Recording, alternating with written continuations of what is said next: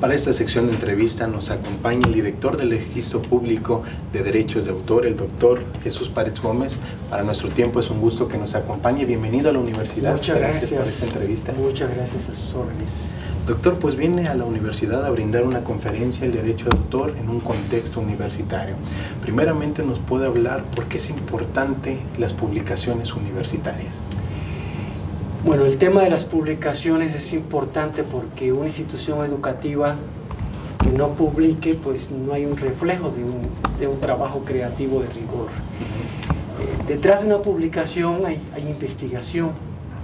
La investigación denota un estudio, un esfuerzo, como le llamo yo, un proceso de creación intelectual que tiene su expresión mayor en esa publicación. Entonces, hablar de una publicación de una institución educativa que publique es hablar de una excelencia académica, es hablar de un nivel académico de rigor y de una calidad académica en sentido general. Hay que incentivar las publicaciones, ¿por qué? Porque son fuentes de desarrollo del conocimiento y porque son fuentes que les permiten a los estudiantes, profesores, realizar otras consultas. Hay una aportación al propio acervo cultural de la nación. Doctor, ¿cuál es el impacto que generan y cuáles son los beneficios que se obtienen al registrar una obra? Bueno, mira, el registro público del derecho de autor, la ley marca que hay dos funciones básicas como registro público. La primera, por eso estoy aquí, que es difundir los derechos de autor, la labor de difusión de los derechos de autor. Es una labor de difusión que permite, a través del registro público del derecho de autor, hay una palabra un término que utiliza, dar seguridad jurídica a los actos que emitimos. ¿Por qué? Porque hay un depósito que hace el autor ante la autoridad autoral de su obra, y esa obra pasa a formar parte del acervo cultural del instituto y por supuesto de la nación, y por otra parte darle adecuada publicidad a todo lo que registramos. El autor cuenta con que su obra ya va a formar parte de ese acervo, y es un acervo que en el caso del Instituto Nacional de Derecho de Autor data del año 1867 y hay más de 2 millones de obras. Entonces es una labor importante que justamente uno de los objetivos por la que vine a asistir con mucho gusto a impartir esta plática es incentivar el registro de las obras. ¿Qué puedo registrar? Puedes registrar cualquier obra, literaria o artísticas en todas sus manifestaciones.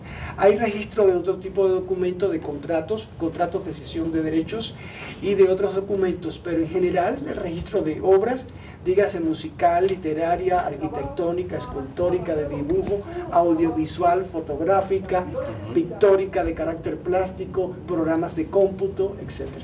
¿Qué documentos o requisitos son necesarios a considerar al momento de publicar una obra? Es muy sencillo. Es un trámite de registro que se lleva a cabo llenando una solicitud que está publicada en la página del INDAUTOR, que está identificado con el formato RPDA de Registro Público del Derecho de Autor 01, donde están los datos del autor, básicamente el título de la obra, la rama, a qué tipo de obra te refieres. Hay un pago de derechos por 206 pesos y 2 ejemplares de la obra que pueden ser en soporte físico o soporte electrónico. Es indistinto. El trámite es muy sencillo. Si el titular de los derechos es distinto, bueno, hay otras particularidades, pero en general, básicamente, si acude el autor, él no necesita más. ¿Se pueden realizar algunos otros trámites en el registro público? ¿Otros trámites? ¿Como cuáles? No entendí la razón. No, simplemente otros trámites que se puedan realizar dentro del registro. No, básicamente, en el caso del registro, porque ¿solamente obras? Es básicamente la inscripción, es el acto de inscripción, son los trámites básicamente. Hay un área que tiene que ver con sociedades de gestión colectiva, y hay un área de contratos, entonces hay otras modalidades de registro, otras particularidades. Y por último, ¿de qué manera es como se ha estado desarrollando esta conferencia y bueno, lo que ha generado en los universitarios? Si me lo permites, algo importante, que hablaste de los trámites, tenemos un servicio en el Instituto Nacional del Derecho de Autor que le llamamos expresautor, que es una modalidad de registro que el mismo día que el autor va a registrar la obra obtiene su certificado. La tarifa por ley son 206 pesos. Es una tarifa que está establecida en la Ley Federal de Derechos. Entonces el pago es el mismo en el sentido de los derechos por el trámite que se lleva a cabo. Pero el mismo día el autor va y el mismo día se lleva el certificado. Esto es un servicio para incentivar el registro de las obras. Inclusive es un servicio no solo para los autores. Acuden muchas instituciones educativas, editoriales y grandes empresas que llevan registros en grandes volúmenes. Y cuando digo grandes volúmenes, pueden llevar 30, 40, 50, 70, 80, más de 100 han llevado, y el mismo día también se está ofreciendo, que le llamamos expresa autor, grandes volúmenes. ¿Para qué? Para que las grandes empresas, las instituciones educativas que realizan trámites en grandes volúmenes también puedan ser beneficiarios de este servicio. Con este curso ha sido, obviamente se presta para muchas preguntas porque es una materia muy técnica y que tiene muchas vertientes. Nosotros primero tratamos de exponer un tema que tiene que ver con los derechos del creador. Y cuando hablamos del creador de cualquier obra literaria o artística en todas sus manifestaciones. La ley protege la creación, y cuando hablamos de la creación original. Y original es todo aquello que no es copiado.